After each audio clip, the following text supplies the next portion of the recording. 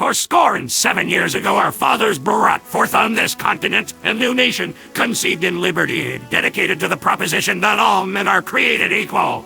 Now we are engaged in a great civil war, testing whether that nation, or any nation so conceived and so dedicated, can long endure. We are met on a great battlefield of that war. We have come to dedicate a portion of that field as a final resting place for those who here gave their lives that that nation might live. It is altogether fitting and proper that we should do this. But in a larger sense, we cannot dedicate, we cannot consecrate, we cannot hallow this ground. The brave men, living and dead, who struggled here, have consecrated it, far above our poor power to add or detract. The world will little note, nor long remember what we say here, but it can never forget what they did here. It is for us the living, rather, to be dedicated here to the unfinished work which they who fought here have thus far so nobly advanced. It's rather for us to be here dedicated to the great task remaining before us. That from these honored dead we take increased devotion to the cause for which they gave the last full measure of devotion.